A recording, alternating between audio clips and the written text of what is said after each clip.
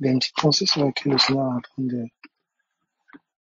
Voilà, c'est intéressant parce qu'il fait revenir les choses. Il fait revenir les choses, il accentue, il éclaire. Alors, je vais prendre avec vous,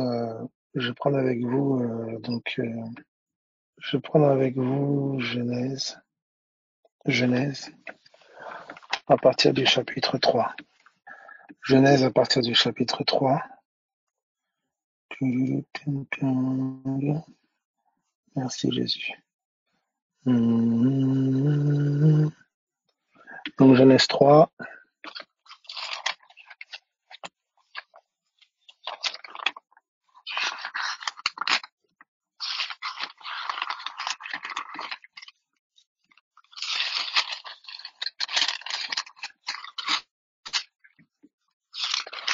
Genèse 3.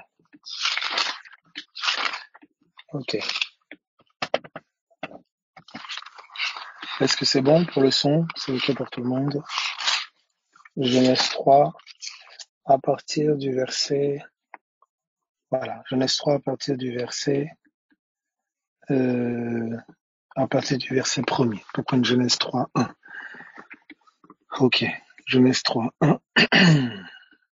Genèse 3, 1. Ok, gloire à Dieu.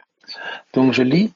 Le serpent était le plus rusé de tous les animaux des champs que l'Éternel Dieu avait fait. Il dit à la femme, Dieu a-t-il réellement dit, vous ne mangerez pas de tous les arbres du jardin?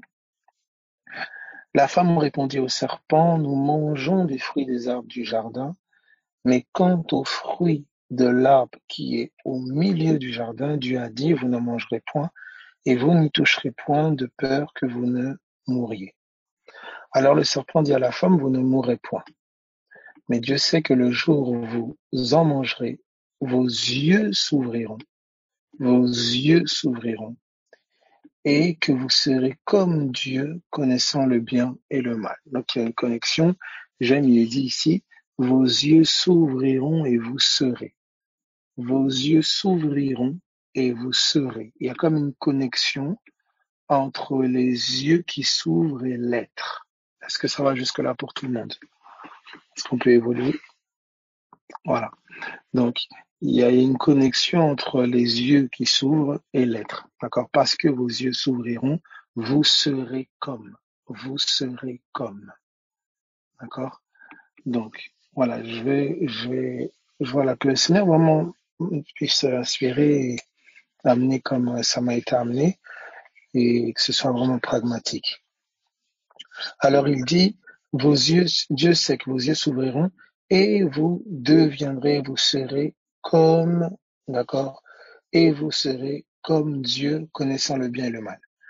Alors, il est dit maintenant au verset 6, la femme vit que l'arbre était bon à manger et agréable à la vue. La femme vit que l'arbre était bon à manger et agréable à la vue, et comme vous le savez, Adam et Ève ils étaient nus, ils n'en avaient pas honte, leurs yeux étaient fermés. Cependant, elle vit que l'arbre était bon à manger et agréable à la vue. Or, quand vous lisez Genèse au chapitre 2, à partir du verset, à partir du verset, Genèse 2, à partir du verset 7, non pas 7, voilà, 9, il est dit ceci, donc Genèse 2, 9, donc déjà on sait que tout ce que Dieu avait fait était bon, et on nous dit, l'Éternel Dieu fit pousser du sol des arbres de toute espèce, agréables à voir, donc agréables à la vue, et bons à manger. D'accord? Et l'arbre de la vie au milieu du jardin et l'arbre de la connaissance du bien et du mal. Donc Dieu a fait pousser toute espèce d'arbre, il dit, agréable à la vue et bon à manger. Donc Dieu l'a dit. Et là maintenant, nous sommes dans Genèse chapitre 3. Donc, chose importante, notez-le, Adam et Ève ont les yeux fermés. Adam et Ève ont les yeux fermés, non pas les yeux ouverts. Et il est dit ici, la femme vit que l'arbre était bon à manger et agréable à la vue. Donc, l'arbre était agréable à voir et bon à manger. Donc, autrement dit, la femme a vu ce que Dieu a dit. Je répète, la femme a vu ce que Dieu a dit. Ok, d'accord. Donc, la femme vit, d'accord, que l'arbre était agréable à la vue et bon à manger. Autrement dit, la femme avait les yeux fermés, d'accord? L'homme et la femme avaient les yeux fermés, ne voyaient pas, ils avaient les yeux fermés. Mais là, c'est comme si, là, on constate que elle voit ce que Dieu a dit. Et c'est là que c'est vraiment très interpellant, puisque dès le commencement aussi, on voit que Dieu fait venir les animaux vers l'homme, et l'homme les nomme, il les nomme, il leur donne des noms, comme s'il les voyait. Et pour comprendre en fait comment l'homme fonctionnait, Jésus vous donne la clé. Il dit, je ne juge pas ce que je vois en fait, je juge selon ce que j'entends de mon Père. Ça veut dire que Jésus voyait, d'accord? Oui, après que le serpent lui ait parlé, oui, oui, après que le serpent lui ait parlé, elle a eu ce regard-là sur l'arbre. Ok. Donc, je dis ceci, c'est que ici, donc on est là. Bref, non, arrêtez, n'allez pas encore là, s'il vous plaît. N'essayez pas d'aller plus vite que l'inspiration nous amène, s'il vous plaît. Donc, je dis ceci. Donc, dans Genèse, déjà, on voit que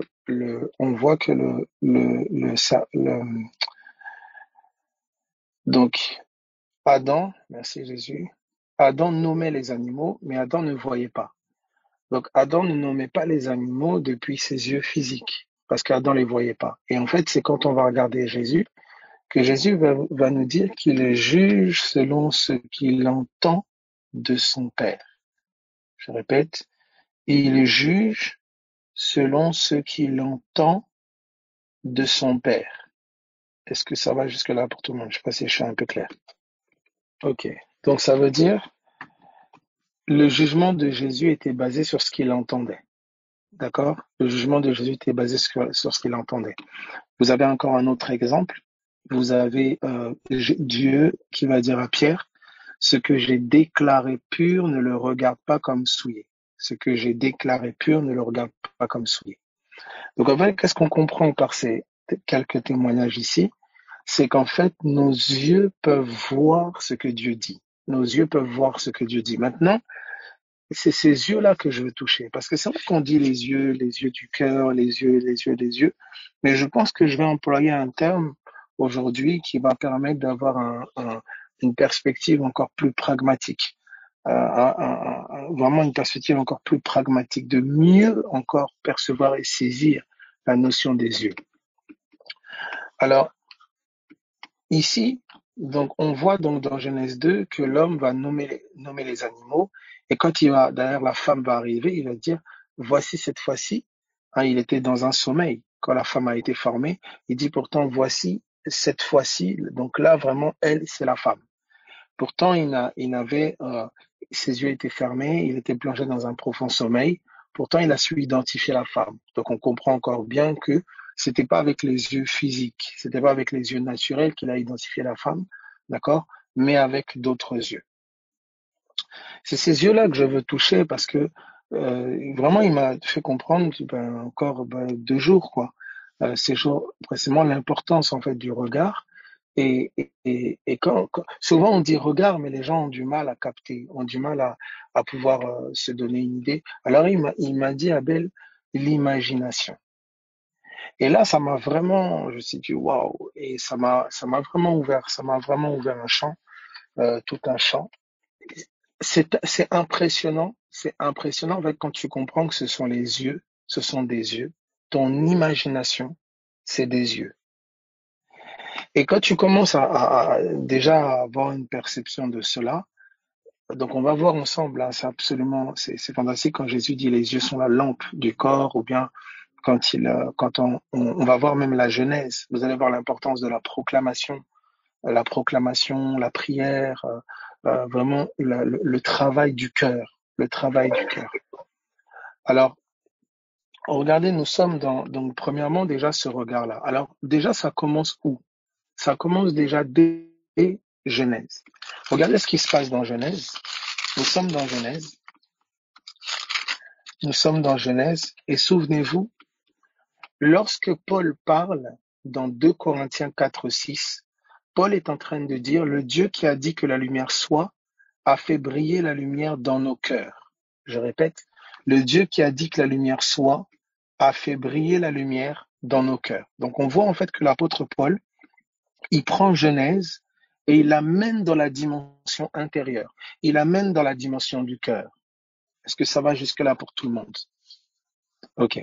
Il amène donc Genèse dans la dimension du cœur. Et donc, qu'est-ce qu'on peut concevoir? Qu'est-ce qu'on peut aussi capter, si vous voulez? C'est qu'en fait, dans Genèse, nous apprenons, écoutez bien, dans Genèse, nous apprenons à créer dans nos cœurs. Ça veut dire en regardant Genèse, j'apprends de Dieu, d'accord, la création. J'apprends de Dieu la création dans mon cœur. D'accord? Donc ok, donc regardez bien s'il vous plaît. Soyez vraiment, attendez, vous allez voir le poids et le rôle de la parole. Alors regardez, je vais prendre avec vous d'abord un passage pour avoir une petite idée. Donc allons déjà dans Genèse 1 et regardez ce qui est dit. Donc dans Genèse 1, donc au commencement, Dieu créa les cieux et la terre. Au commencement, Dieu créa les cieux et la terre. Et vous vous souvenez, bon, ce sont des enseignements qu'on a déjà eu à toucher, que quand on parlait des cieux et de la terre, on parle de 2 dimensions. D'accord? On parle d'une dimension céleste et une dimension terrestre. Il y a 2 dimensions. D'accord?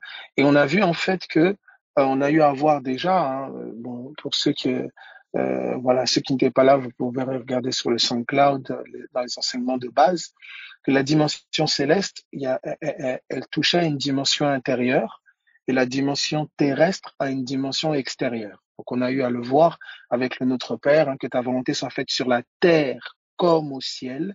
Il y avait cette notion que ta volonté soit faite à l'extérieur comme elle est faite à l'intérieur. D'accord? On l'a vu avec Marc, où il dit, si tu dis à cette montagne, ôte-toi de là et jette-toi dans la mer, si tu crois dans ton cœur que cela arrive, alors tu le verras s'accomplir. Donc d'abord, ça prend place dans le cœur, ça s'établit dans le cœur et c'est manifesté à l'extérieur. On a eu à voir ensemble aussi avec le combat dans les lieux célestes, où maintenant l'apôtre Paul fait référence aux autorités de domination dans les lieux célestes, mais quand l'apôtre Paul parle aux Corinthiens qui eux sont des bébés, et il dit, nous ne combattons pas contre la chair, etc., etc., il dit, euh, euh, euh, il dit donc, c'est 2 Corinthiens 10:3, où il dit que là, il dit, nous renversons les forteresses, et juste après, il dit, nous renversons les raisonnements. D'accord? Et nous amenons toute pensée captive, d'accord? À l'obéissance de Christ, il dira plus tard. Donc, on a vu ensemble que le combat était un combat qui se jouait au niveau du cœur, au niveau des raisonnements, au niveau des pensées qui s'élèvent contre la connaissance de Dieu. Donc, on voit que quand on touche à la notion du céleste, on touche à la notion, d'accord, de l'intérieur, de l'intérieur. Et donc, je prendrai un passage un peu plus tard où il dira que il a déployé le ciel par son intelligence. D'accord? On va y rentrer. Gardez ça dans un coin. Donc, quand on touche à la dimension céleste, on touche à une dimension intérieure. On touche au combat dans les lieux célestes, on touche à un combat qui est au niveau de l'intérieur, dans la dimension intérieure, qui touche au raisonnement et aux pensées.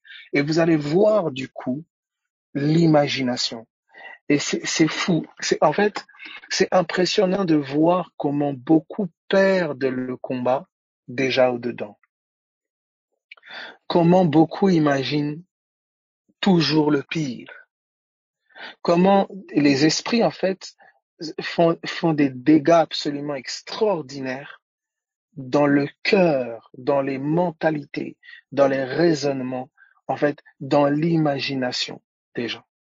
Alors regardez, ici nous sommes dans Genèse, nous sommes dans Genèse et je prie vraiment qu'après cet enseignement, qui est vraiment au nom de Jésus un déploiement vraiment au niveau de ton imagination, que des images nouvelles te soient communiquées, en fait, que ton cœur imagine la parole, imagine les promesses, que tu te vois maintenant, que tu te perçoives, je dirais maintenant, que tu t'imagines maintenant fouler aux pieds, fouler le sol des promesses de Dieu. Alors, regardez ce qui est dit ici. Alors, on va prendre ensemble, dans Genèse, donc chapitre 1er. Dès le commencement, au commencement déjà, il dit les cieux et la terre. Ensuite, il arrive au verset 2, il dit la terre était informe et vide, il y avait des ténèbres à la surface de l'abîme. Il dit et l'esprit de Dieu se mouvait au-dessus des eaux. Et là, maintenant, regardez ce qui est dit. Donc, c'est ce qui se passait, ce sont les faits, c'est ce qui se passe. Il y a des ténèbres à la surface de l'abîme, d'accord? L'esprit de Dieu se mouve au-dessus des eaux. Il continue, il dit, verset 3, Dieu dit que la lumière soit, et la lumière fut, et la lumière parut. Et j'aime le verbe qui suit, c'est vraiment, c'est beau de voir cela. En fait, au verset 3, il est dit Dieu dit, au verset 4, il est dit Dieu vit. Je prendrai ces dieux-là et ces verbes qui suivent. Au verset 3, il est dit Dieu dit. C'est-à-dire, Dieu constate les ténèbres. Il y a les ténèbres à la surface de l'abîme. L'Esprit de Dieu se mouvait au-dessus des eaux, etc., etc. D'accord?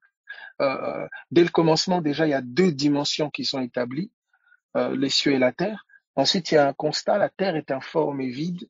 L'Esprit de Dieu se mouve au-dessus des eaux. Voilà, mais il y a les ténèbres à la surface de l'abîme, etc. Et la première intervention de Dieu face à ces ténèbres, face à cet abîme où il y a des ténèbres à la surface, face à cette terre informe et vide, la première intervention de Dieu, c'est sa parole. Dieu dit. Dieu dit. Et lorsque Dieu dit, le verbe qui va suivre, c'est Dieu vit. Donc, il commence déjà, Dieu dit, Dieu vit. Et ces deux éléments sont énormes. Ça veut dire que le Seigneur, et souvenez-vous ce que l'apôtre Paul nous dit. L'apôtre Paul nous dit, le Dieu qui a dit que la lumière brillera au sein des ténèbres, a fait briller la lumière dans nos cœurs. Dans nos cœurs. C'est-à-dire que lorsque Dieu a parlé, d'accord? L'apôtre Paul est en train de dire que lorsque le Dieu qui a fait briller la lumière du sein des ténèbres, il dit, il a fait briller la lumière dans nos cœurs. Ça veut dire que lorsque Dieu parle, d'accord? Écoute bien s'il te plaît. Lorsque Dieu parle, la lumière paraît au préalable dans les ténèbres de ton cœur. Je répète. Lorsque Dieu parle, la lumière paraît au préalable dans les ténèbres de ton cœur. Alors, au début, les ténèbres étaient prédominants, alors il a apporté la lumière, bien sûr. C'était les ténèbres qu'il y avait à la base, bien sûr. Donc, il y a beaucoup de choses. Les commentateurs disent que c'est suite à la chute de Satan. Voilà, il y a beaucoup de choses. Puisque les temps des verbes employés, certains disent ça devint, euh, comment dire, euh, il y avait je sais plus comment ça dit ça, la terre était informe et vide. D'autres versions, je sais plus, ça dit la terre devint informe et vide. Donc voilà, il y a beaucoup de ça. Après, il faut rentrer dans des profondeurs dans lesquelles moi-même je suis pas forcément allé. Mais il y a des commentateurs qui disent que la terre en fait est devenue, d'accord, tohu bohu, le terme hébreu. Donc, mais dans tous les cas, quand nous regardons depuis une réalité intérieure, effectivement, nos cœurs étaient plongés dans les ténèbres. Hein. Nous étions dans le péché, notre cœur était plongé dans les ténèbres. Et au milieu de ces ténèbres-là, Dieu a fait paraître sa lumière. Il a fait briller Christ au-dedans de nous. Et donc, ce qui est dit, ce qui est interpellant ici, et c'est ce que je veux vraiment euh, mettre en lumière vraiment de la manière la plus, je sais pas, euh, selon le Saint-Esprit, c'est que Dieu, l'apôtre Paul, on peut le prendre dans 2 Corinthiens au chapitre 4, verset 6, 2 Corinthiens chapitre 4, verset 6. En fait, il m'a parlé de tellement de choses que j'essaye vraiment d'amener ça le plus simple, basique possible. Il y a beaucoup de passages. Donc 2 Corinthiens chapitre 4 à partir du verset 6, 2 Corinthiens 4, 6. Donc je lis.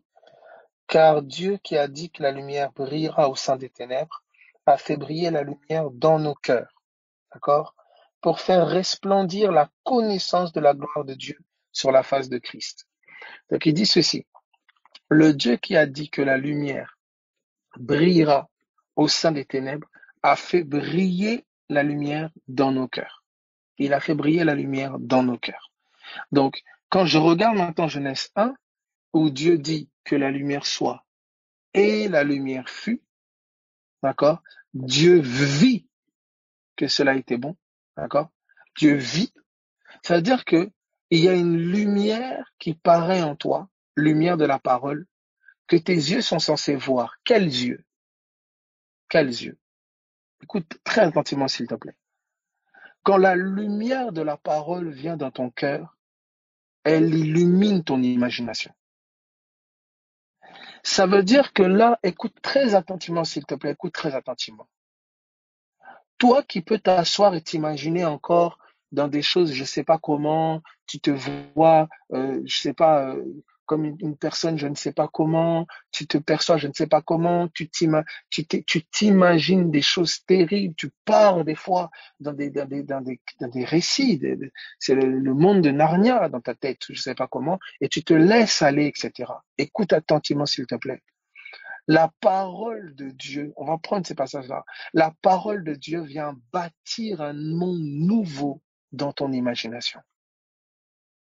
Et je prie au nom de Jésus que la révélation du Saint-Esprit, que l'illumination du Saint-Esprit puisse éclairer ton imagination. Et du coup, te donner de te voir selon la parole, de voir Jésus. Et que tu puisses être spectateur d'un Dieu qui fait au-delà de ce que tu peux penser et imaginer. Alors, regardez, nous sommes dans 2 Corinthiens, donc 2 Corinthiens 4, Dieu dit que la lumière soit, il fait paraître la lumière dans le cœur. Donc la lumière de Dieu vient éclairer nos cœurs. Elle vient éclairer nos cœurs, elle vient illuminer nos cœurs. Et regardez maintenant ce qui est dit. Donc quand cette lumière-là, l'apôtre Paul fait encore allusion à cette lumière quelque part, nous sommes dans, dans Éphésiens chapitre 1er, Éphésiens chapitre 1er, Éphésiens chapitre 1er.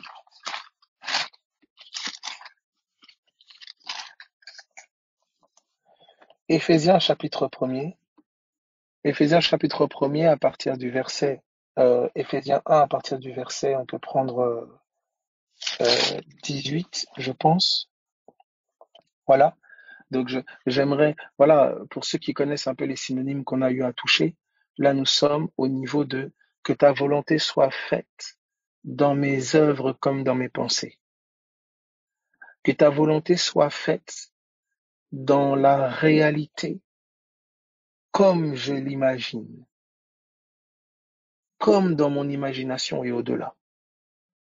Je prie vraiment écoutez, la parole de Dieu, beaucoup ne saisissent pas l'ampleur quand on parle de proclamer, de parler la parole, de partager en fait, ça alimente ton monde intérieur.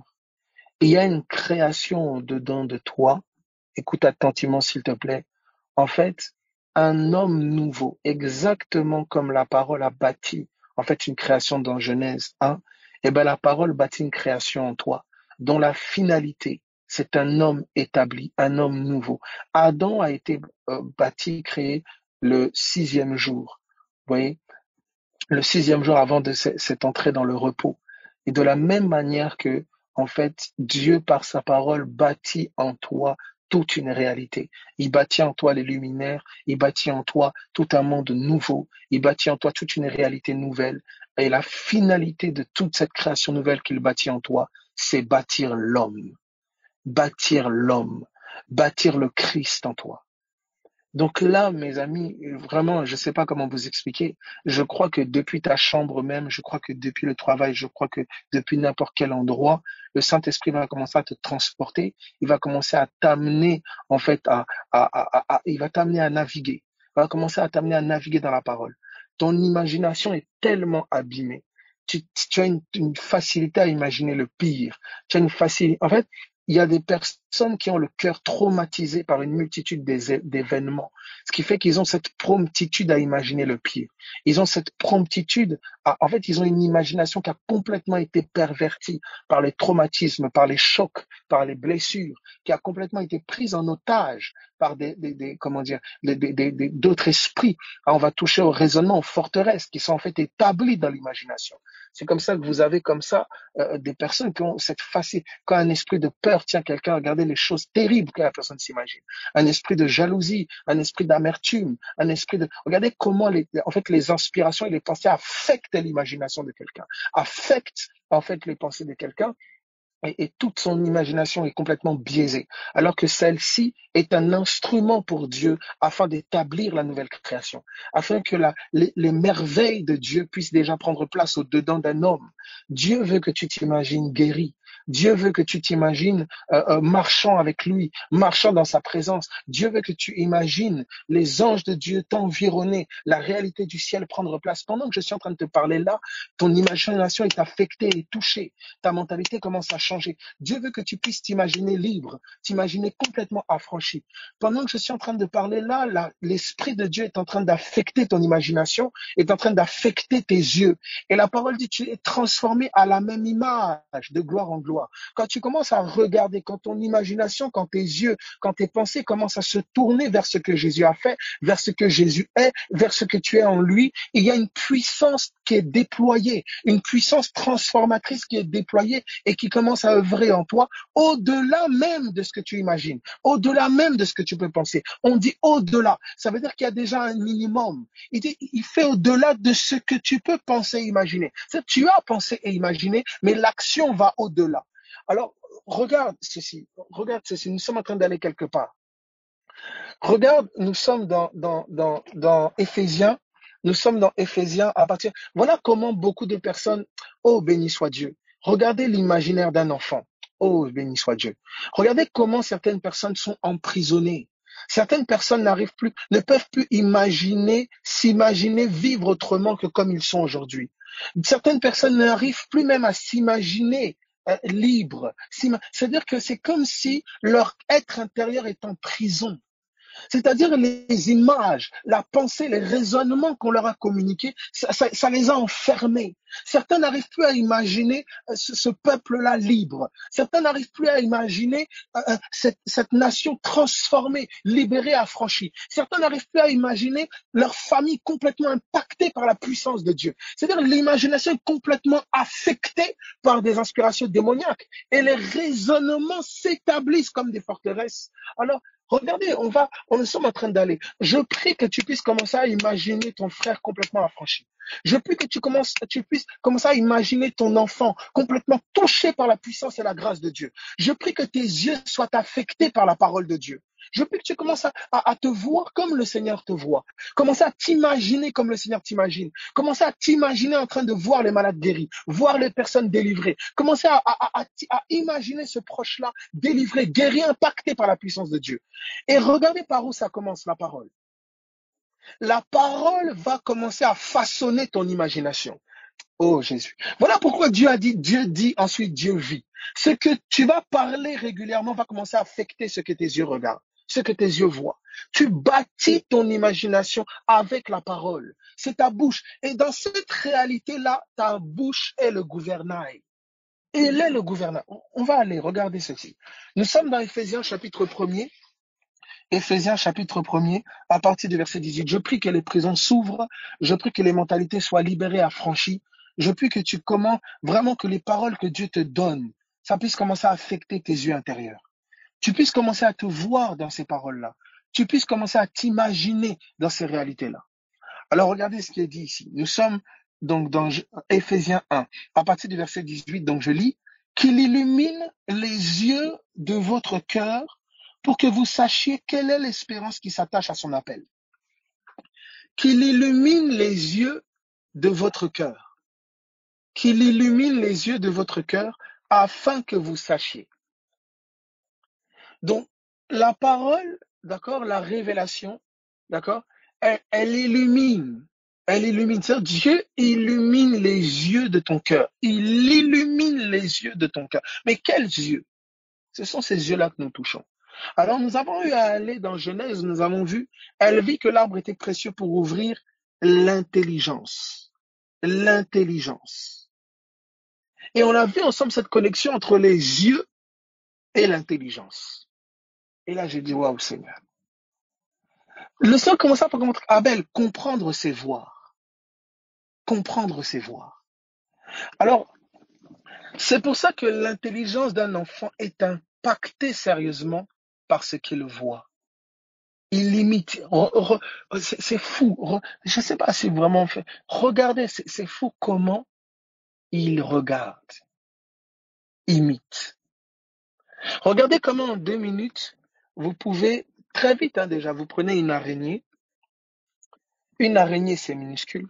Mais vous allez voir une grande gaillarde, un grand gaillard devant une araignée qui commence à courir. Dans les faits, l'araignée est minuscule. Ça veut dire, juste à regarder même le poids de la personne, en tombant même sur l'araignée ou en tapant même des mains, l'araignée meurt.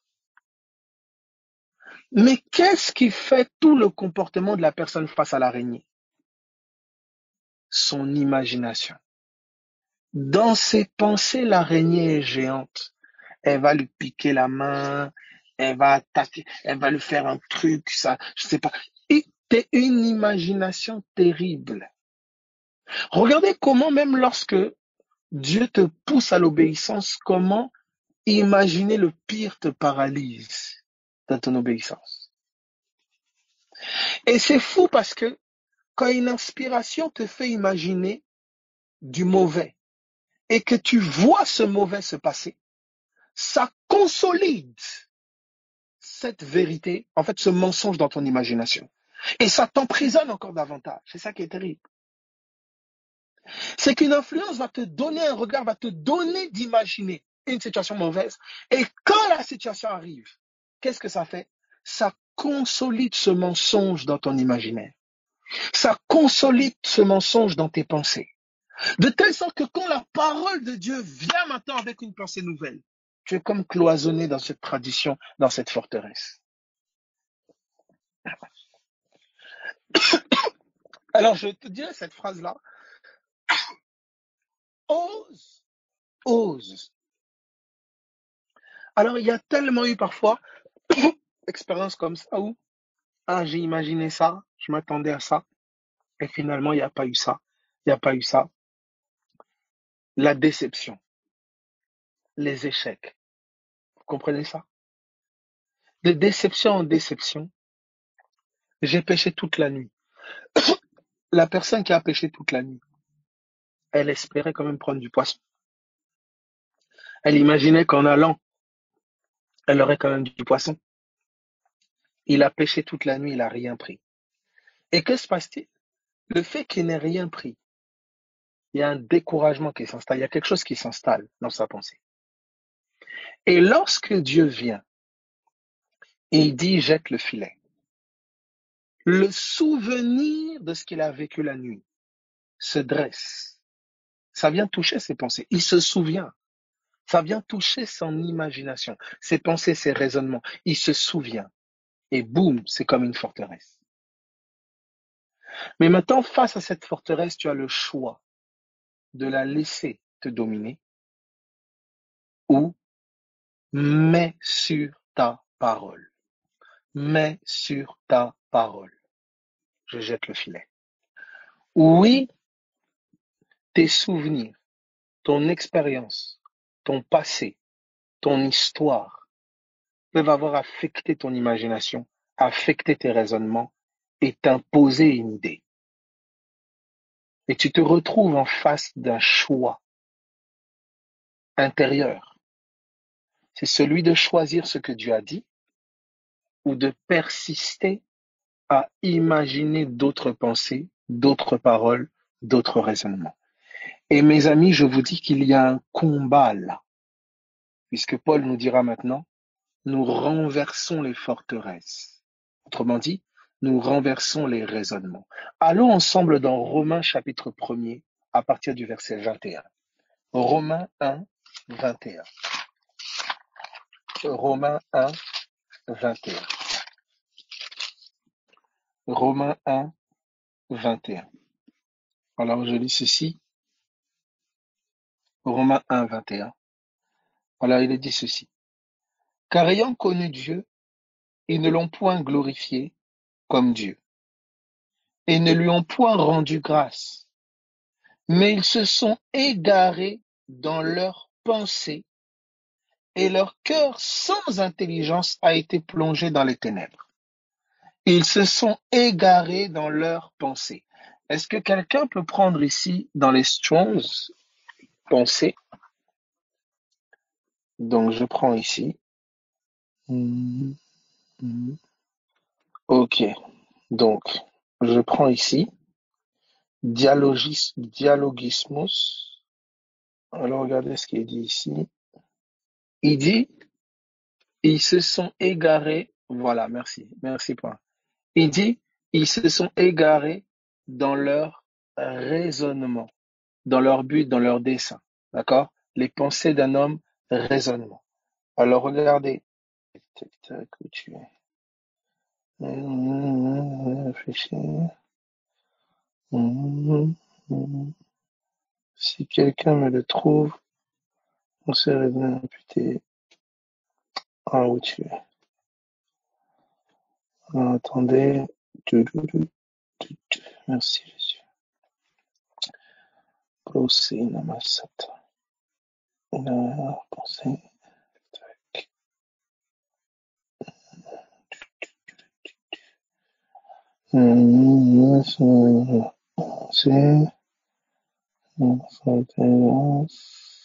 Ok. Alors, vous pouvez prendre aussi. Donc, en fait, là, faudrait que je creuse. J'avais trouvé le. Si quelqu'un, faut que je trouve encore d'autres références de Strong's. En fait, les premières traductions dans la pensée grecque du mot ici, dans les pensées, il y a dans leur imagination, raisonnement, pensée, euh, conception. D'accord? Dans leurs idées, dans leur conception, imagination, raisonnement, pensée. C'est comme ça que c'est traduit ici. Et regardez ce qui est dit au niveau de intelligence. Si vous pouvez prendre intelligence aussi.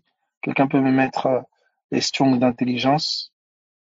Sans intelligence, normalement, c'est A, asunetos. Et le A d'avant, voilà, dépourvu de sens, sans intelligence. Et donc, asunetos, donc c'est sans intelligence, sans compréhension. C'est traduit aussi par sans compréhension, exactement, sans compréhension. Et stupide, dépourvu d'intelligence, sans intelligence, sans compréhension. Et quand vous prenez sunetos, qui est intelligence, vous avez ayant de la compréhension. D'accord? Quelqu'un qui comprend, ayant de la compréhension. Et vous vous souvenez qu'on a touché ensemble, quand on touche à l'intelligence, on touche aux yeux. D'accord? Donc à la notion de voir. C'est comme ça, vous allez voir que la plupart des personnes, même pas la plupart, généralement, on dira, ah, je vois ce que tu veux dire. Je vois ce que tu veux dire. En fait, j'arrive à imaginer ce que tu veux dire. Tu vois, j'arrive à voir ce que tu veux dire. Et c'est la parole de Dieu, elle te communique des images. Elle te communique, en fait, des visions. Elle affecte tes yeux. Elle affecte ton imagination. Elle te communique vraiment des regards. Et il s'agit pas seulement de lorsque le Seigneur t'introduit, on vous dit par exemple, soyez transformés par le renouvellement de l'intelligence. D'accord? On associe ta transformation au renouvellement de ton intelligence, au renouvellement de ton regard, au renouvellement de ta mentalité. Exactement. Voilà, exactement. La même pensée aussi de prendre. Pourquoi prendre garde à ce que vous entendez? Parce que généralement, ce que tu vas entendre va te donner des yeux. Ça va te donner de voir. Vous voyez?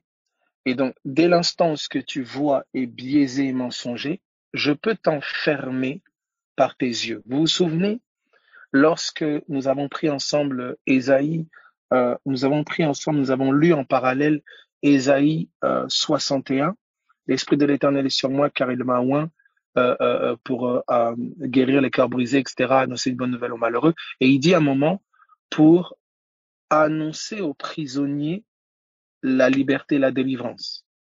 Et quand on a repris le même passage dans Luc 4, d'accord, il dit pour ouvrir les yeux des aveugles, pour donner aux aveugles le recouvrement de la vue. Ça veut dire qu'il a associé les yeux qui s'ouvrent à une sortie de prison. D'accord? Ça veut dire que, est-ce que quelqu'un comprend ce que je dis? Est-ce que ça va? On a eu à toucher à ça, hein, voilà, je fais pour avancer quand même. Voilà. Donc, vous voyez, en fait, ce que je veux dire par là, c'est que ton regard peut te mettre en prison. On peut te mettre en prison, en fait, par ce que tu vois. Surtout quand les faits agressent tes yeux. Ton imagination peut être dominée parce que tes sens t'indiquent, parce que les faits t'indiquent. Or, ton imagination, tes yeux doivent être dominés par la parole. Tes yeux doivent être dominés par la parole. Vous voyez, lorsque Jésus dit, il dira encore d'une autre manière, il dira, les yeux sont la lampe du corps. Les yeux sont la lampe du corps. Est-ce que ça va? Ok. Alors, du coup, beaucoup de passages vont prendre un sens particulier.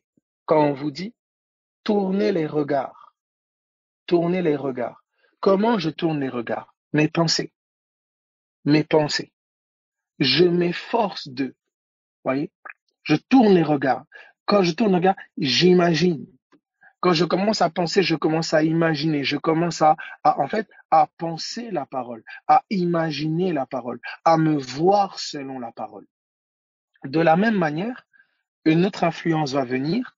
Elle va tourner mes pensées vers des faits, vers mon passé, vers des situations, vers certains propos, certains dires, et je commence à imaginer le pire. Je commence presque à prophétiser l'avenir. C'est-à-dire, je commence à voir mon avenir comme foutu, fini. Je commence, en fait, mon imagination est affectée. Je commence à avoir des images terribles et je commence à alimenter cela et à accepter ça dans mon cœur. Et on peut comme ça me transporter et m'amener. Alors, dans cette réalité, d'accord, de la vision, dans cette réalité de l'imagination, dans cette réalité de la vue, ta bouche, ce que tu entends et ce que tu parles est important. Ce que tu entends et ce que tu parles est important. Tu bâtis ta réalité à l'intérieur par ce que tu entends et par ce que tu dis régulièrement. Voilà les temps passés en prière. Voilà les temps passés à proclamer. Voici les temps de la méditation. Vous comprenez l'ampleur de la méditation. Au contact de la parole s'établit dans votre réalité intérieure pour bâtir le monde de Dieu. Je répète, la parole s'établit dans votre réalité intérieure pour bâtir en vous le monde de Dieu. Quand tu commences à voir les victoires de David, tu commences à te voir en David. Tu commences à voir Goliath comme ta maladie, comme l'adversité auquel tu fais face. Tu vois comment David terrasse Goliath. Ton imagination, ta pensée est transportée dans la réalité de ce qui est écrit. Hein, la conquête de Canaan par Josué. Hein, l'apôtre Paul dit, nous renversons les forteresses. Vous voyez comment il image. Il dit, j'aime ceci. Et il dira encore aux Galates, on peut le prendre. Prenons Galates. En fait, j'ai comme pris conscience de l'ampleur de l'imagination, alors que, en fait, tu le fais naturellement et spontanément, mais le fait quand le Seigneur t'en donne la compréhension, c'est une grâce. Quand le Seigneur te donne la compréhension de ce que tu fais, parce que la compréhension est donnée pour la transmission. C'est-à-dire, des fois, tu peux vivre des choses, mais sans avoir la compréhension de ce que tu es en train de vivre. Et quand le Seigneur te donne la compréhension, c'est une grâce parce que ça peut être transmis. Et en fait, je me rendais compte que, waouh, en fait, le Seigneur, c'est comme si par la révélation, par Regardez, il y a des choses que vous n'imaginiez pas il y a encore quelques années. Il y a des choses qui n'auraient même pas effleuré votre pensée il y a encore quelques années. Il y a comme un travail à l'intérieur que la parole de Dieu fait. Elle transforme ta mentalité, elle transforme. Et alors, Dieu te dit, élargis l'espace de ta tente. Élargis l'espace de ta tente. Tu me limites par ce que tu penses de moi, ce que tu penses de ce que j'ai dit, ce que tu penses de toi. Ta pensée me restreint. Alors regardez ce qui est dit ici, nous sommes dans Galates. Galates, Galates chapitre 3. Oui. Et vous avez comme ça des esprits qui peuvent commencer. Voilà. Quelqu'un dit, c'est quoi élargir l'espace de sa tente concrètement? Je te donne un exemple. Oh, par exemple, je, je conçois que euh, j'espère que mon frère va peut-être mon frère acceptera un jour de me poser des questions sur Dieu. Ok, tu vois. Donc j'aspire à ce que mon frère me pose des questions sur le Seigneur. Ok, ça c'est une taille de tente parce que le Seigneur l'a dit. Tout ce que nous imaginons, pensons, ça doit naître de la parole. Si ça ne naît pas de la parole, c'est de l'imaginaire, c'est de la rêverie, c'est du mensonge. Ça doit tirer ses racines de la parole. Et le Seigneur a dit, il attirera tous les cœurs à lui. Tu dis, bah, ok, bon, moi, j'espère que, ben, mon frère, il me posera un jour des questions sur Dieu. Quelqu'un vient avec une tente plus élargie. J'espère qu'un jour, mon frère donnera sa vie à Christ. Quelqu'un vient avec une tente encore plus élargie. J'espère qu'un jour, mon frère, sa femme et ses enfants et toute sa famille donneront leur vie à Christ. Quelqu'un vient avec une tente encore plus élargie. J'espère que mon frère, sa femme, ses enfants, mon père, ma mère et mes autres frères et sœurs donneront leur vie à Christ. Quelqu'un vient avec une tente plus élargie. J'espère que toute ma famille paternelle, ma famille maternelle et toutes les personnes qui côtoient mon frère et ma sœur de près ou de loin donneront leur vie à Christ. Tu comprends cela? Ça veut dire qu'en fait, c'est en fait ton imagination s'élargit, comment dire, pour une pleine amplitude de ce que Dieu a dit. Dieu a dit, Dieu a dit, c'est plus que l'espérance. C'est plus que l'espérance. Espérer, j'espère que ce que je suis en train de dire là, c'est que je touche. Il y a une réalité qui est là, c'est réel. J'espère pas qu'il soit guéri. Je le vois guéri. Je l'imagine guéri. Je le conçois guéri. La parole me dit que par les meurtrissures de Jésus, il est guéri. Je commence à nourrir mon imagination de la parole. Je commence à nourrir mes pensées de la parole. C'est ça que je parle, c'est ça que j'annonce. C'est pour ça que je rends grâce, parce que mes yeux commencent à le voir. Mon imagination commence à être affectée par ce que la parole dit. Je ne sais pas si vous captez cela. C'est plus que l'espérance. Ok. Oh, j'espère vraiment que ce sera.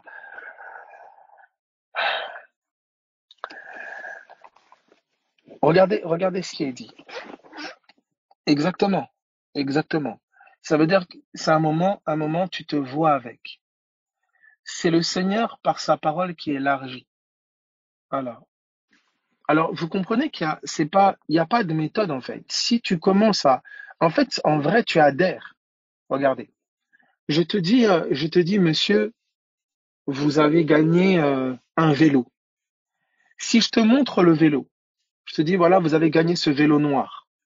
Immédiatement, si tu adhères à ce que je viens de te dire, tu vas te voir avec le vélo. Tu vas t'imaginer avec le vélo. Tu es content. Tu vas déjà voir tout ce que tu vas faire avec le vélo. Tu vois, le fait que ton cœur est adhéré, ton imagination est affectée. La parole va produire en toi. Le fait que un cœur qui n'adhère pas, n'imaginera pas, ne verra pas, ne se verra pas avec la chose. Je ne sais pas si vous comprenez cela. C'est-à-dire qu'il y a comme un cœur qui se voit avec la chose. Il y a un cœur qui s'imagine avec la chose. Et c'est là que vraiment le Seigneur demande au Saint-Esprit vraiment de t'aider. Parce que ce que tu imagines, c'est horrible. J'ai tellement de témoignages de témoignages de frères et de sœurs qui m'écrivent, qui m'envoient des audios et tout ça. Et en fait, c'est choquant de voir ce qu'ils imaginent. Choquant, mais en même temps, comment dire, quand je dis choquant, c'est par rapport à Dieu. C'est-à-dire combien Dieu les aime, combien Dieu les voit. C'est fou, c'est tellement décalé ce qu'ils voient. Mais en même temps, Dieu fait ce travail-là pour les amener, en fait, à arrête de regarder comme ça. Tu n'es plus ça, il ne s'agit plus de ça. Mais vous savez, quand tu as tellement vu ça, quand tu as tellement été affecté, tu as tellement fonctionné comme ça. Imaginez les enfants d'Israël, 400 ans d'esclavage. Si ce n'est pas une révélation, comment pourrait-il s'imaginer libre, se voir libre? Et quand il commence à entrevoir à peine la liberté, Pharaon ajoute la charge de travail. Il ajoute la charge. C'est-à-dire, il y a comme quelque chose qui veut te garder prisonnier dans ton imagination. Prisonnier, en fait, qui veut t'empêcher de voir, qui veut te garder cloisonné. Et c'est comme, parfois même, mes amis, quelqu'un va commencer à imaginer, commencer à rêver, ça met en colère. Tellement qu'il y a eu des déceptions parfois autour de ça.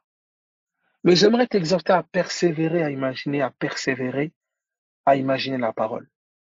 Persévérer à penser la parole. On peut te, on t'enfermera du dedans. Et tu peux crier, oui, montagne, montagne. Il dit, si tu crois dans ton cœur que cela arrive. Je disais, j'aime cette pensée qui me venait, qui disait, la matrice, c'est-à-dire le sein dans lequel la parole se forme. C'est ton imagination.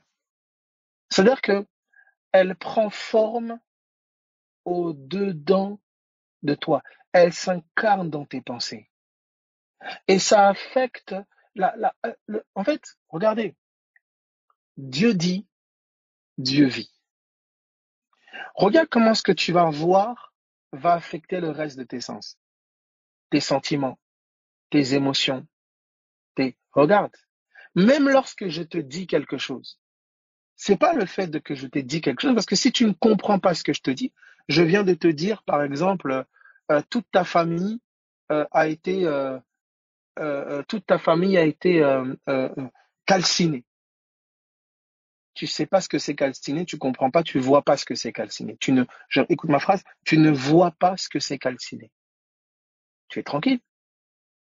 Je te répète, toute ta famille a été calcinée. Ah, tu dis calciné, ah, cinéma. Ah, toute ma famille au cinéma, et voilà, t'es à l'ouest.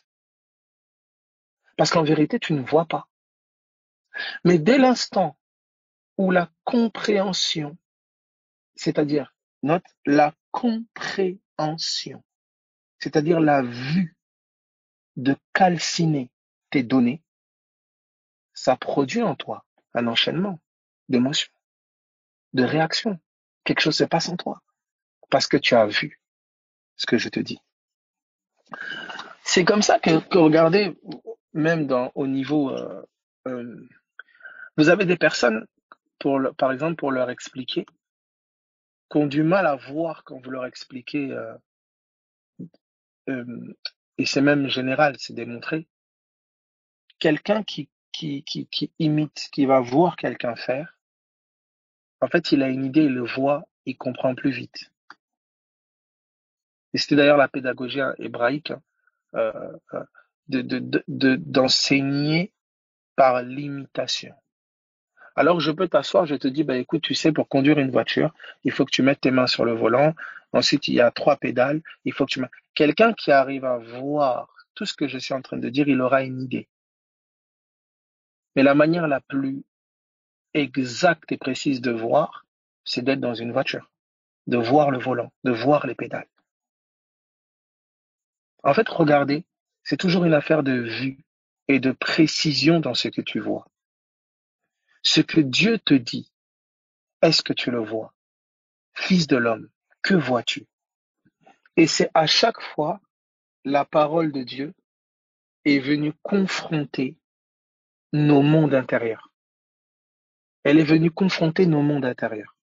Un monde dans lequel parfois on est des petits princes ou des petits rois, un monde dans lequel parfois on est des victimes, En fait, on a notre monde, notre réalité, hein, au-dedans qui a été bâtie par des inspirations, des démons, etc., etc.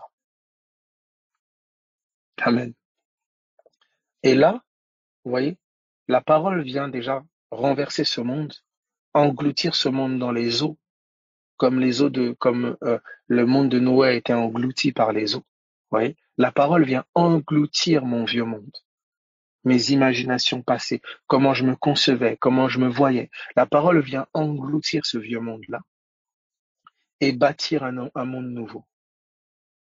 Regardez avec moi, nous sommes dans Galates. Regardez rapidement Galates et on va prendre Jérémie. Galates, Galates chapitre. Alors, pour toutes les personnes, vous voyez, pour être vraiment encore plus pragmatique, pour toutes les personnes on va te donner dans des rêves des visions. Un rêve est une vision, on te donne des visions, on te fait percevoir une réalité. Et en fait, ça touche tes yeux. Tu commences à te voir comme ça. Oui, je suis comme ça fait des années, ça. On te transporte, en fait, dans ce que tu n'es plus.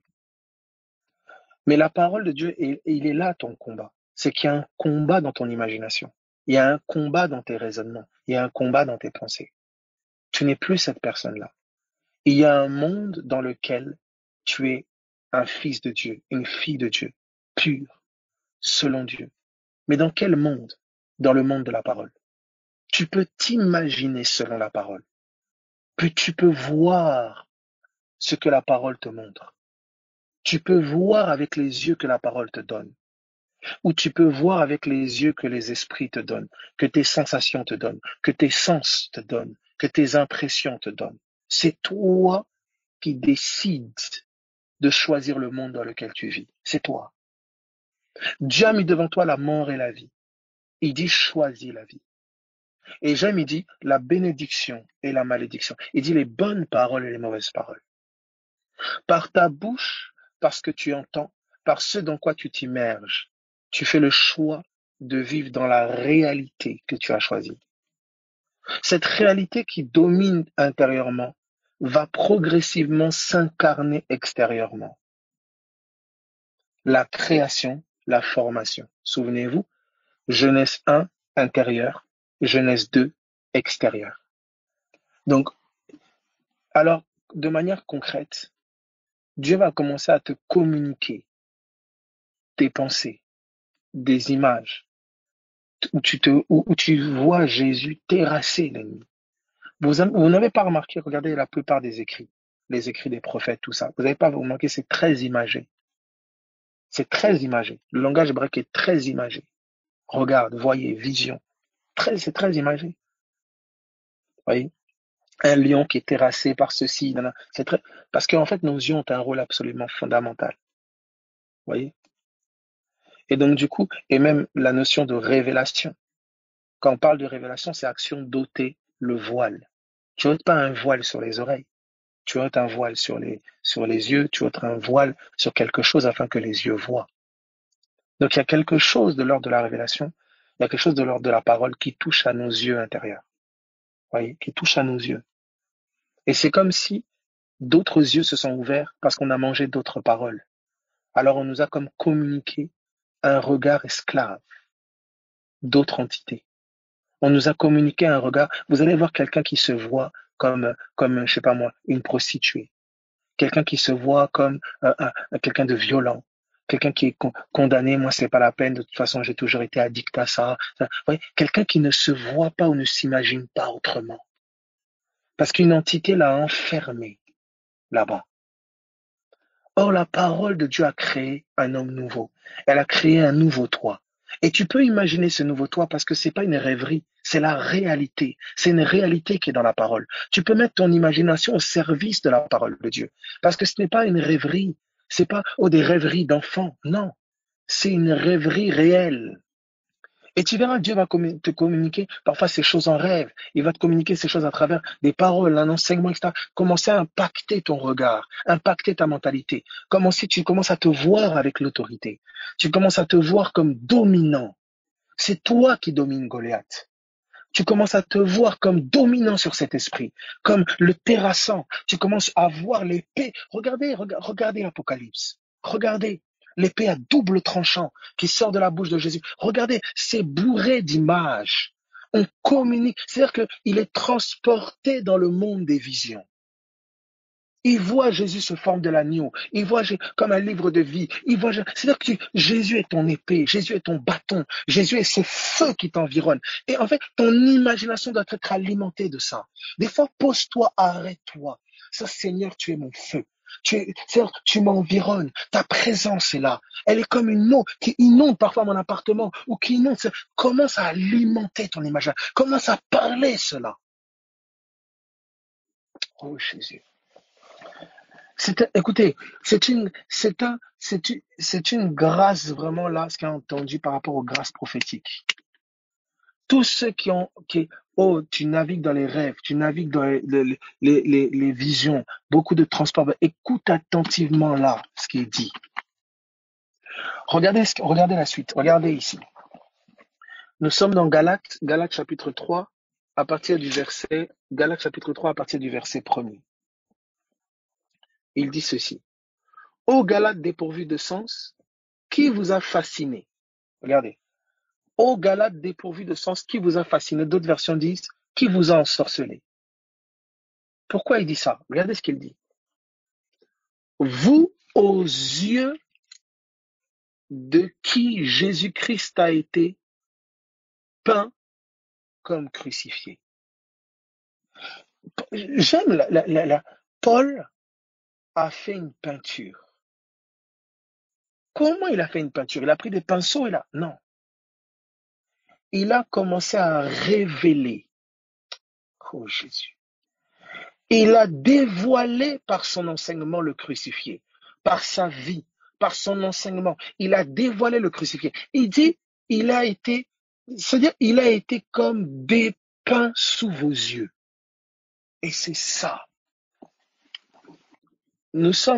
Regardez encore, vous avez pareil Moïse avec le serpent d'airain dans le désert.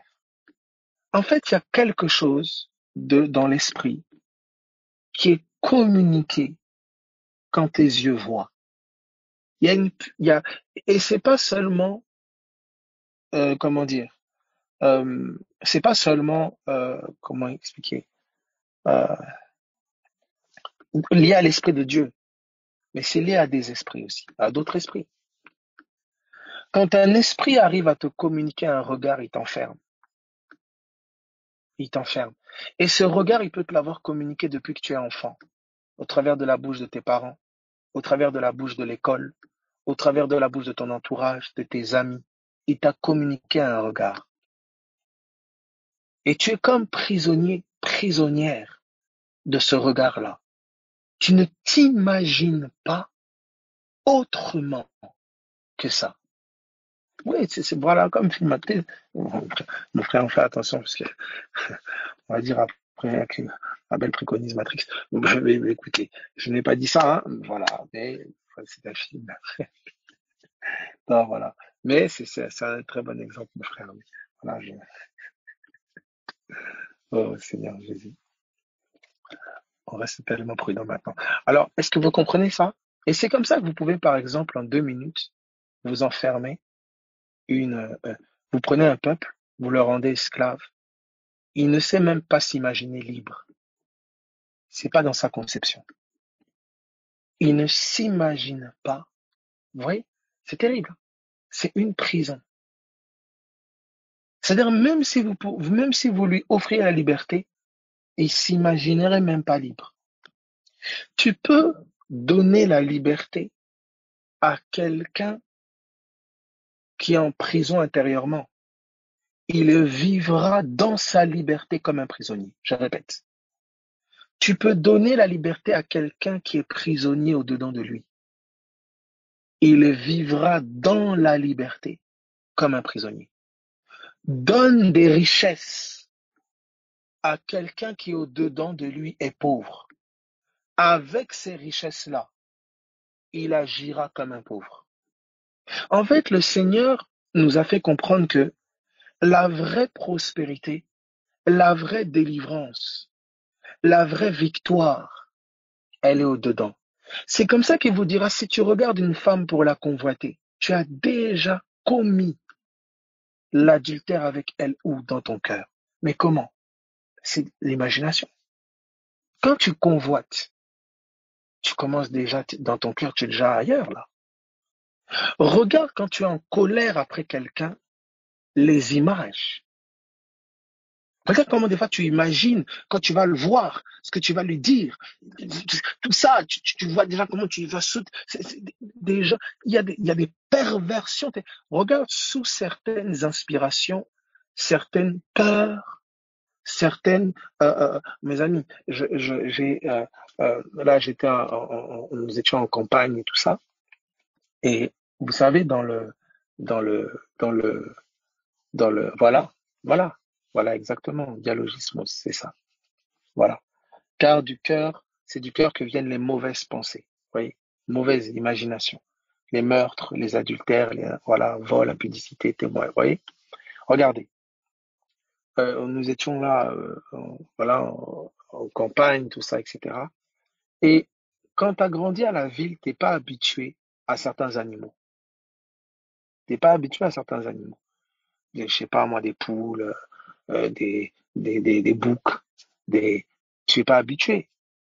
Donc, et surtout quand tu as grandi parfois dans une culture où tout ce qui ressemble à des rongeurs ou des petits trucs qui gesticulent un peu, tu as eu des parents qui te disent attention, tu vois, toi-même tu as même pas eu le temps d'avoir peur que des gens t'aient déjà communiqué cette peur.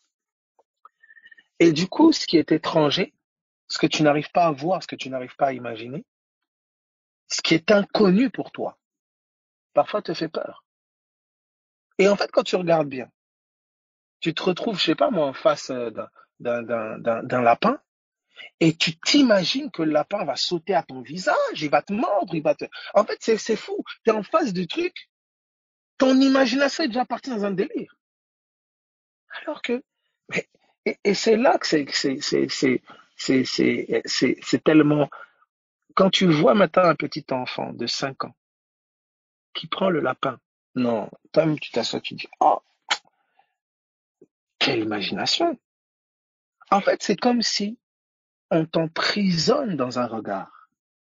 On t'emprisonne jusqu'à ce qu'un autre regard te soit offert, soit par la manière d'agir et de faire de quelqu'un, soit par la révélation d'une parole qui est donnée.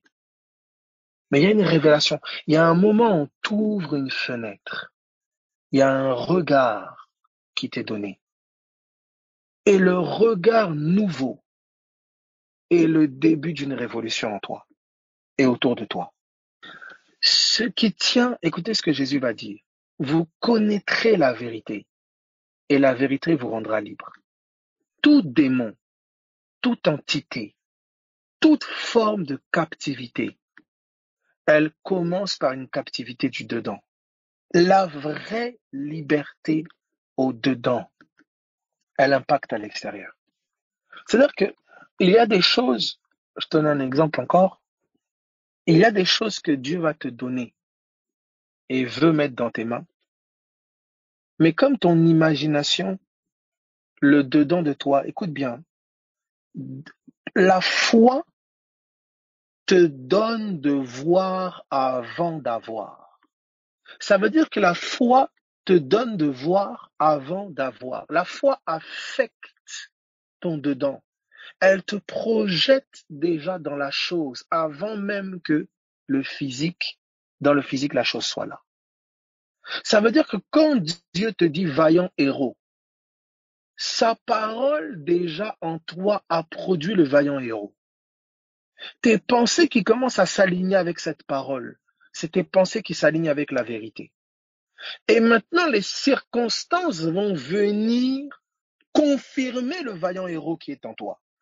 C'est pour ça qu'il est dit dans Deutéronome chapitre 8, je t'ai fait passer par cet affreux désert pour révéler les dispositions de ton cœur. Révéler ce qu'il y a au-dedans de toi. En fait, ce que tu vas entendre, ce dans quoi tu vas passer du temps, c'est ce que tu regardes. Je sais pas comment vous regardez, je vous donne un exemple pratique là tout de suite. Euh, et j'étais hier, je suis allé dans une boulangerie. Et dans cette boulangerie-là, il y avait euh, trois renards qui étaient. Au moment où je suis en train déjà de parler, vous êtes avec moi dans la boulangerie. Certains ont commencé à lever les yeux en l'air, tu es là. Tu as commencé à lever les yeux en l'air.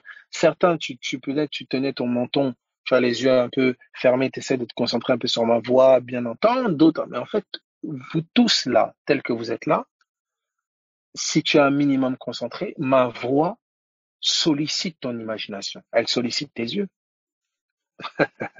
Voilà, d'autres fronçaient les sourcils avec des renards dans la boulangerie. Voilà. Est-ce que vous comprenez ça? Ça veut dire, en fait, ce que tu entends te transporte quelque part. Oh, béni soit ton nom. C'est comme ça que comment Dieu t'a transporté dans sa réalité? C'est en te parlant. Quand Dieu te communique sa parole, il te transporte là où il est. Béni soit Dieu. C'est pour ça qu'il est dit, Jésus dit, il nous a donné l'intelligence. Vous entendez? Il nous a donné la compréhension pour connaître le véritable. Donc, il nous a donné la compréhension pour entrer dans le véritable. Vous vous souvenez, on a vu ensemble Adam connu Ève. Donc on a vu que connaître, c'est entrer. Adam connu Ève. Dans le langage spirituel, connaître, c'est entrer. Ce que je te fais connaître, je te fais entrer quelque part. La connaissance que je te donne t'introduit quelque part. Donc quand il est dit dans 1 Jean 5, 20, il est venu nous donner l'intelligence. Il est venu nous donner l'intelligence. Vous entendez cela? Pour connaître. Donc il est venu nous donner les yeux, le regard, la mentalité pour entrer. D'accord? Entrer où? Dans le véritable. Et nous sommes dans le véritable en son Fils. Est-ce que vous captez cela?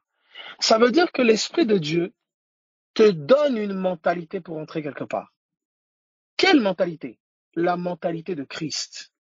Le Seigneur te donne son regard pour entrer dans le divin, pour pénétrer Dieu, pour pénétrer la vie éternelle. Car la vie éternelle, c'est qu'ils te connaissent. La vie éternelle, c'est d'entrer en lui.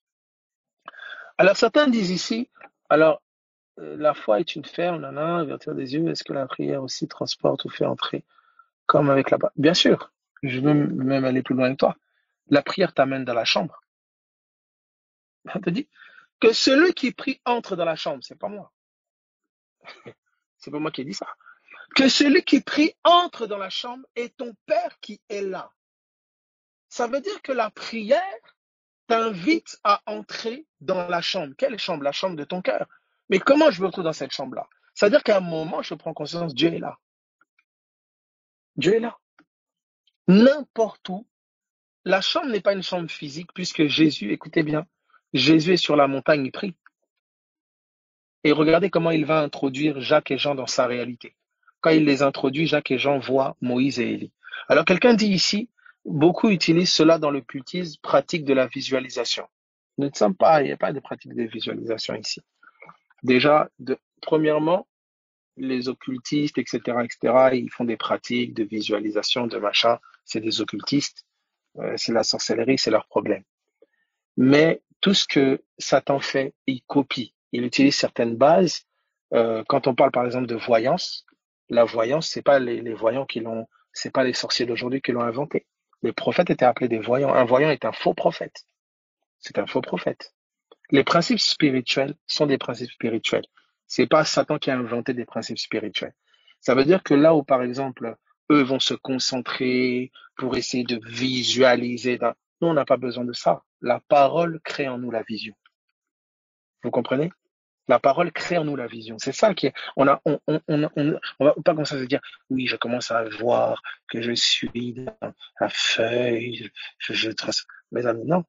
La parole de Dieu produit en moi la vision. La parole de Dieu, je dis, tu es guéri. Donc je commence à me voir guéri. Je n'invente pas de vision. Je vois ce que Dieu a dit. Vous comprenez un peu? Donc il n'y a pas c'est, vous voyez, Satan va toujours copier et faire de l'homme un Dieu, vous voyez, de manière pervertie. Vous voyez? Alors que nous, c'est la parole, c'est Jésus qui nous communique cela. Vous voyez, comme par exemple l'imposition des mains. Vous avez des magnétiseurs. Les magnétiseurs pratiquent l'imposition des mains. Il y avait un terme qui était employé, c'était thaumaturge. C'était connu, des gens qui imposaient les mains. Vous aviez des exorcistes à l'époque. C'était connu. Mais quand Jésus chasse les démons, c'est pas comme monsieur lambda et quand Jésus impose les mains, c'est pas la même énergie, c'est pas la même puissance. On a eu à rencontrer ça parfois, ou des magnétiseurs avec des années de pratique, commencent à vouloir te faire des trucs, ils se concentrent, et toi tu poses à peine la main, la chose est réglée. C'est le même principe, l'imposition des mains, il y a une puissance. Mais la différence, c'est que lui, il est branché sur une pile, toi tu es branché à une centrale nucléaire. C'est ça la différence. Ça veut dire, quel que soit l'occultiste, il peut voir, visualiser un canard ou je sais pas quoi. Toi, tu vois le royaume, tu vois la réalité d'en haut, c'est une autre dimension. C'est comme un ventilateur et un, et une tornade. C'est comme un, je sais pas moi, un cafard et un dinosaure. C'est pas la même, c'est pas la même chose. Le principe est le même. Vous voyez, euh, la base est la même. Du vent, c'est du vent. Mais la quantité du vent, la qualité du vent, la puissance du vent, ça n'a absolument rien à voir. Ouais, exactement. Satan n'est rien d'autre qu'un pâle recopieur. C'est un grand copieur. Est-ce que vous captez cela? Alors, c'est là maintenant, vous voyez, la méditation. Vous voyez, la méditation. C'est sa puissance n'est pas toute puissance, exactement. Dieu est tout puissant. Vous voyez, la méditation, c'est pour ça que d'ailleurs Jésus a exercé la domination sur tous les mondes. Quand Jésus est arrivé auprès des poissons, ils lui ont obéi. Les étoiles ont indiqué là où il était. Les arbres, d'accord, donc la faune et la flore lui ont obéi. En fait, Jésus a démontré son autorité sur tous les mondes. C'est-à-dire quelqu'un qui était dans le monde, dans le milieu des astres, il allait voir en Jésus un maître. Quelqu'un qui était dans le milieu des eaux, il allait voir un Jésus un maître. Celui qui est animiste et il parle avec les arbres, je ne sais pas quoi, il allait voir un Jésus un maître. Jésus a démontré la puissance sur toutes les dimensions, tous les royaumes. Et c'est ça qui fait la distinction avec le chrétien. C'est que le chrétien est animé d'un esprit qui est au-dessus de tous les esprits. Et sans effort. C'est par grâce. Ça veut dire que quand le magicien vient et te demande, mais toi, comment tu fais? J'ai foi en l'esprit qui m'accompagne. Vous comprenez? C'est ça la grande. Vous voyez, lui fait des efforts, il fait des gymnastiques, il fait des acrobaties pour avoir une goutte d'eau. Tu vois? Toi, tu te grattes le nez et il y a un océan. Ça qui est frustrant. Exactement. Satan connaît bien sûr, Satan, c'est un ange à la base. Donc, il connaît les principes, les lois angéliques, les lois spirituelles. Vous voyez? C'est ça. Oui, la notion d'entrer dans le repos. En fait, vraiment, là, c'est vraiment la notion de méditation. Quand tu médites, tu te laisses porter par la parole de Dieu. La parole de Dieu te porte. La méditation, c'est Dieu qui t'introduit dans sa réalité. La parole de Dieu, elle te porte. Vous voyez, comme je vous ai dit tout à l'heure, je vous ai dit, voilà, je vous ai témoigné de ma journée d'hier. Voilà, j'ai inventé, hein. Je vous ai témoigné de ça. Ben, je vous ai amené avec moi dans la boulangerie. Les personnes qui allaient considérer ces paroles de manière sérieuse et le plus concentrée allaient être de manière plus précise dans la boulangerie avec moi. Vous voyez, c'est pas le fait que vous étiez dans la boulangerie avec moi hier, non. Mais les paroles que je dis, d'accord, les paroles que je dis vont affecter vos yeux, affecter votre pensée, affecter votre compréhension. Vous voyez, et vous donner de voir là où j'étais hier. Maintenant, si mes paroles sont esprit et vie, ça vous amène pas seulement à voir, ça vous fait entrer. Et c'est ça la différence avec la parole de Dieu. C'est que la parole de Dieu, elle est esprit et vie. Donc quand elle vient toucher notre imagination, elle vient toucher nos pensées, c'est pas seulement un toucher, elle nous introduit par sa puissance dedans. Est-ce que quelqu'un comprend ce que je dis? C'est-à-dire la parole qui vient te communiquer et te dire que tu es libre, ou qui vient dire de ton proche qu'il est libre ou qu'il est guéri, etc., c'est pas une parole d'homme, c'est la parole de Dieu. Et c'est là que ton imagination doit être, c'est là que tes pensées doivent être, c'est de ça que ça doit se nourrir. Imaginer la personne impactée, touchée, transformée. C'est là que ton être intérieur doit être. Voyez? Quand Dieu te parle, il te communique. Regardez ceci. Nous sommes ensemble dans Jérémie. Regardez Jérémie. Jérémie,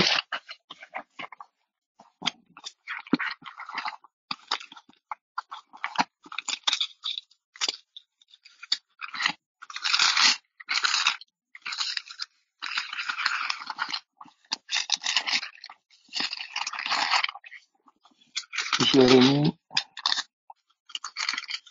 chapitre 1er, à partir du verset 10. Jérémie 1, 10. Exactement. Tout dépend de la place que tu laisses à Jésus dans ton cœur finalement. Non, je tourne les pages de ma Bible. Je ne mange pas de chips. Non. Jérémie 1, 10, vous voyez? Voilà. Vous voyez l'imagination? On entend des pages, et puis voilà, quelqu'un voit des chips. Voilà. Où es-tu? Où es-tu? Reviens. Ok, donc Jérémie 1, 10. Alors regardez, Jérémie 1, 10, il dit ceci. Regarde, je t'établis aujourd'hui sur les nations et sur les royaumes. D'accord? Il dit, regarde, je t'établis aujourd'hui sur les nations et sur les royaumes. Vous voyez cela? Il l'établit aujourd'hui. Jérémie, c'est un enfant, c'est un jeune. Comment il l'établit? Par sa parole. Je t'établis. Donc à cet instant-là, ne te vois plus comme le Jérémie du coin de... Non, tu es établi maintenant sur les nations et sur les royaumes. C'est ce qui va venir à toi, ce qu'on va t'enseigner, ce qu'on va te révéler, c'est lié maintenant à la position que tu as. Vous voyez ici? Imaginez maintenant vous avez un Jérémie. Jérémie, il dit, mais je ne suis qu'un enfant. Il dit, ne dis pas que tu es un enfant. Vous comprenez? Il élargit, la parole élargit sa mentalité. La parole l'amène maintenant dans une autre dimension. Et regardez ce qui est dit ici. Il dit, regarde, je t'établis, etc. Il dit, pour que tu arraches et que tu abattes, pour que tu ruines et que tu détruises, pour que tu bâtisses et que tu plantes. Vous voyez? Exactement. Regarde. Amen. Et regardez ce qui est dit ici. Il dit, pour que tu arraches, que tu abattes. D'accord? Il dit, pour que tu ruines et que tu détruises, pour que tu bâtisses et que tu plantes. Comment Jérémie, avec ses petits bras, il va arracher, ruiner tout ce que vous voulez? La parole. La parole arrache, ruine, détruit tout ce qui était de l'ancien en toi. Le feu le consume. Mais la parole, qu'est-ce qu'elle fait aussi? Elle bâtit et elle plante en toi un monde nouveau. Vous voyez? Exactement. Ne dis pas le contraire de ce que Dieu dit. Ne te vois pas ainsi. C'est pour ça que quand par exemple quelqu'un va se voir, oh moi je suis nul parce que j'arrive pas à faire ceci. Vous voyez comment la personne s'imagine et se voit nulle, pourquoi? Parce qu'elle n'arrive pas à faire ceci ou cela. Tu n'es pas bon parce que tu y arrives. Tu es bon parce que Dieu l'a dit. Tu peux t'imaginer et te voir bon parce que Dieu l'a dit. Tu es son fils, tu es sa fille. Ce que tu vois ne doit pas être basé sur les faits. Ça doit être basé sur sa parole. Quels que soient les faits. C'est là que ça commence. Au-dedans de toi, si tu ne crois pas que tu es un homme discipliné, tu ne crois pas que tu es une femme disciplinée parce que l'esprit habite en toi et que l'esprit en toi est discipline, tu essayes de devenir discipliné, tu essayes d'être discipliné, tu n'y arrives pas, alors tu dis, ah ben c'est pas la peine. Tu n'arrives même pas à te concevoir discipliné, rigoureux. Tu ne le vois pas. Parce que tu vas échec sur échec, essayant de devenir ce que tu es déjà. commence à le voir en toi. Commence à l'établir en toi par la parole. Ce que j'ai déclaré de toi, regarde-le comme tel. Ça commence d'abord là, dans le cœur. C'est pour ça que Jésus dira, les paroles que je dis, elles sont pas de moi. Elles sont du Père qui m'a envoyé. Et ensuite, il dit, les œuvres que je fais, c'est pas moi qui les fais. C'est le Père qui habite en moi. D'abord parole, ensuite œuvre. Et regardez bien ce que Jésus dit.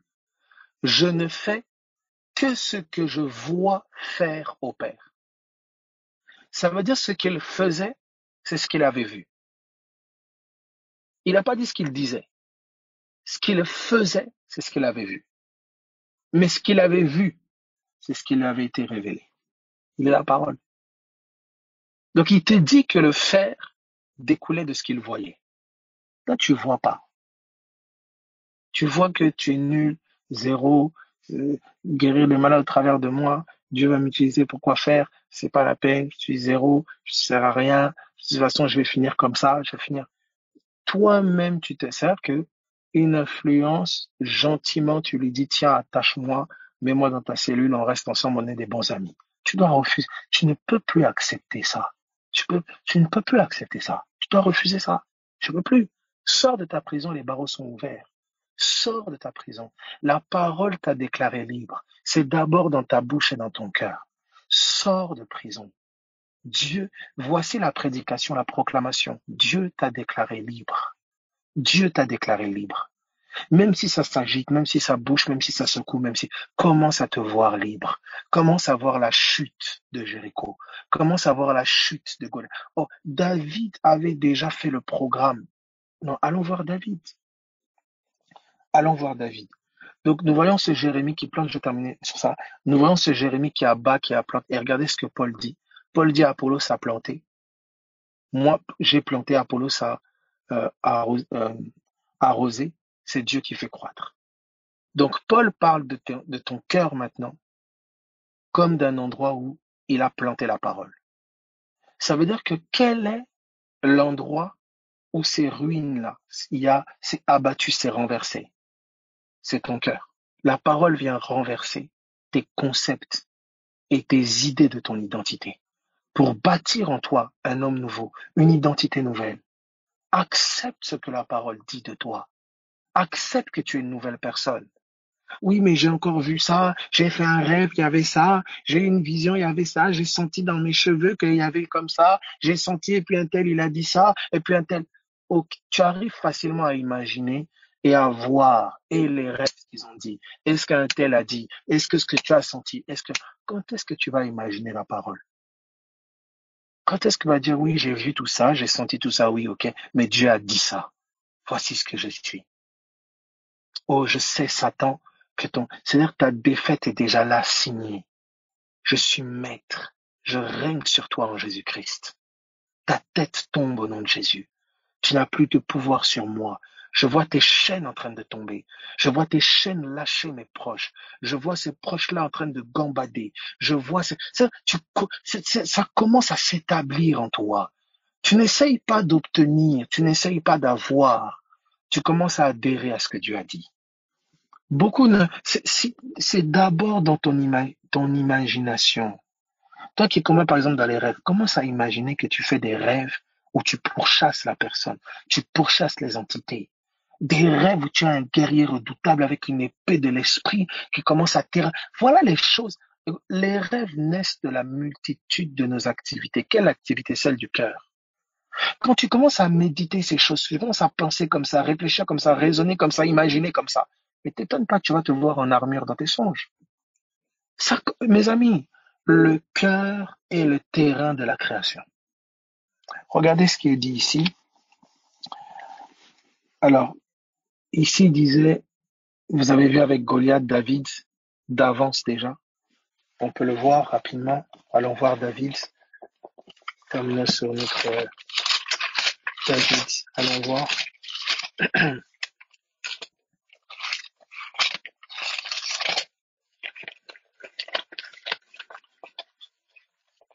Samuel.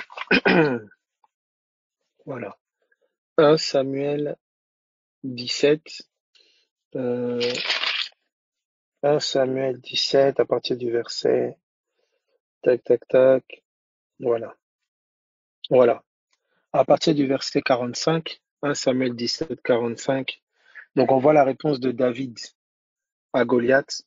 David dit aux Philistins, tu marches contre moi avec l'épée, la lance et le javelot, et moi je marche contre toi au nom de l'Éternel des armées, du Dieu de l'armée d'Israël que tu as insulté. Aujourd'hui l'Éternel te livrera entre mes mains. Je t'abattrai et je te couperai la tête. Non, regardez où David est. Oh non, non, non, non, non. Écoutez, au nom de Jésus-Christ de Nazareth, que ta mentalité change. Oh non. Ça veut dire, toi, déjà, face à Goliath, tu aurais commencé à imaginer, et avec la taille qu'il a, comment il va m'écraser, Non, non. Parce qu'il va au nom de l'Éternel, il peut imaginer quelle victoire. David a déjà fait le programme, c'est-à-dire c'est déjà établi dans sa mentalité, dans sa pensée, c'est déjà établi en lui avant l'extérieur. C'est déjà établi. Regardez, il dit, il dit, il dit, aujourd'hui, je donnerai, ah, il dit, aujourd'hui l'Éternel te livrera entre mes mains. Je t'abattrai et je te couperai la tête. Aujourd'hui, je donnerai les cadavres du camp des Philistins aux oiseaux du ciel et aux animaux de la terre. Et toute la terre saura qu'Israël a un Dieu. Et toute cette multitude saura que ce n'est ni par l'épée ni par la lance que l'Éternel sauve, car la victoire appartient à l'Éternel et il vous livre entre nos mains. Amen. Dans un certain sens, les circonstances sont esclaves de nos cœurs. Oui. Ou nos cœurs peuvent être esclaves des circonstances. Et c'est ça le problème. Regardez ici, c'est la même chose que vous retrouvez avec les espions, le témoignage des espions. Nous étions à leurs yeux et à nos yeux comme des sauterelles. Comment quelqu'un qui te voit, s'il se voit sauterelle, comment il va aller prendre les géants? Mais non. C'est pour ça que Dieu te dit, rumine ma parole jour et nuit.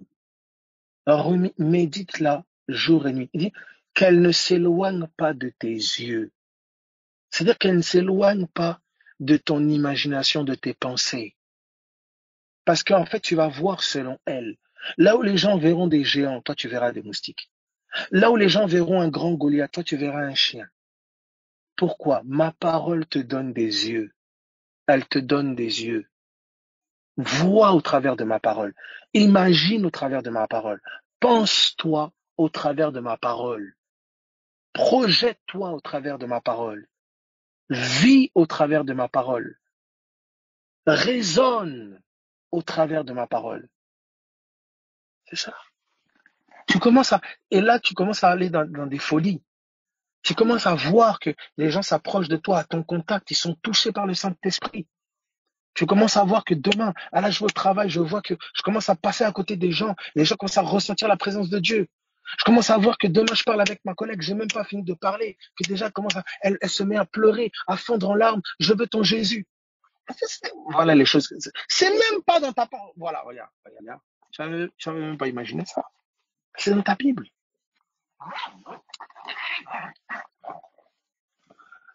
On n'a pas dit maintenant tu commences à inventer. Non, c'est selon ce que Dieu t'a montré.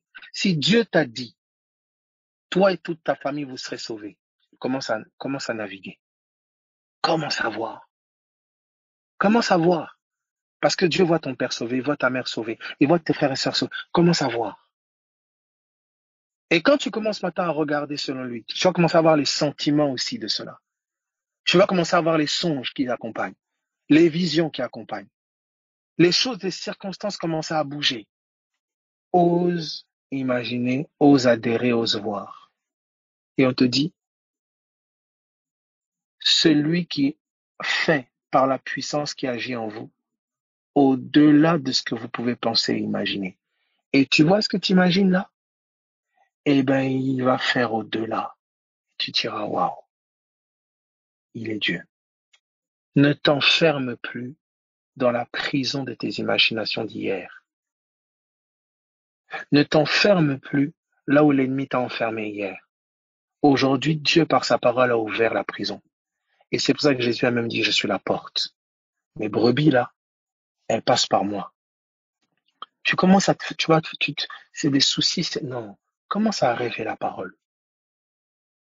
Et tu verras même que quand tu vas commencer à regarder les gens, tu vas commencer à les voir avec les yeux de la parole. Tu vas voir quelqu'un peut-être qui est, je sais pas, brisé. Tu commences à le voir restauré. Tu commences à l'imaginer sauvé. Tu commences à l'imaginer béni. Ça veut dire l'obscure vision que tu as de toi-même. Tu vas commencer à transposer ça chez les autres. Tu as toujours des visions, tu vois les gens mauvais.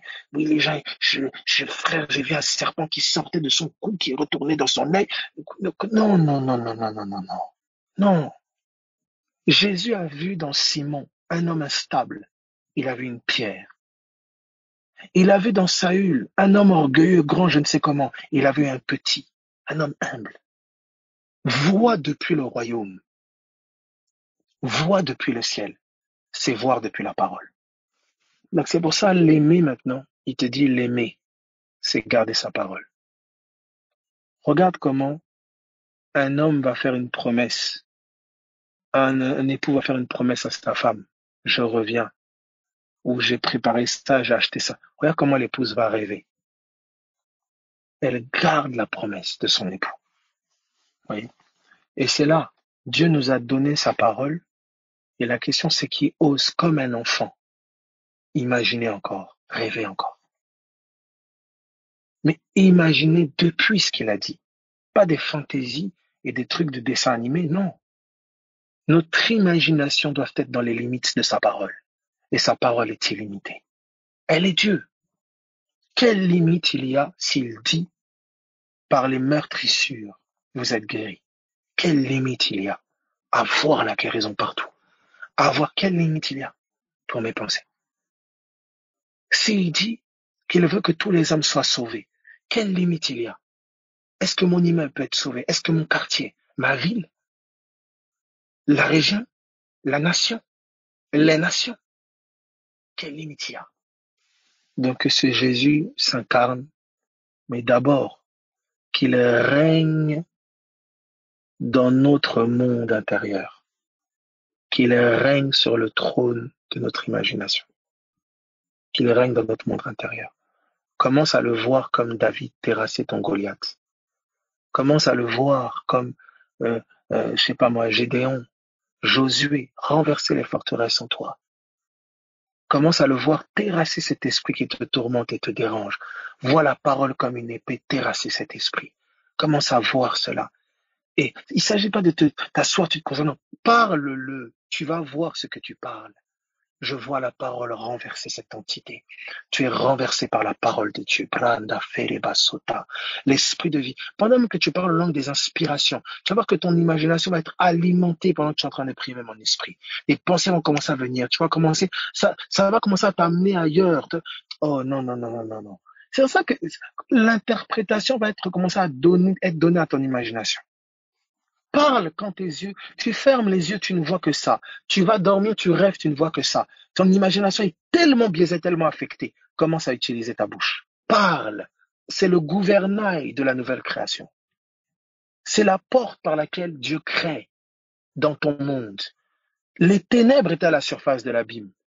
L'Esprit de Dieu était là, il mouvait au-dessus des eaux, mais il y avait les ténèbres. Qu'est-ce que Dieu a fait? Il a parlé, que la lumière soit.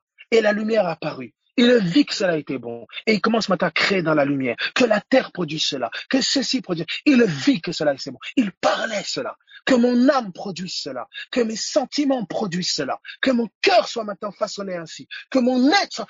Et tu vas commencer à voir cela. Te voir transformé. Te voir... Et même si l'ennemi venait encore attaquer, lève-toi et parle encore. Lève-toi et crée encore. Lève-toi et proclame encore la parole. C'est cela. Il dit, frère, j'ai proclamé, on m'a toujours attaqué.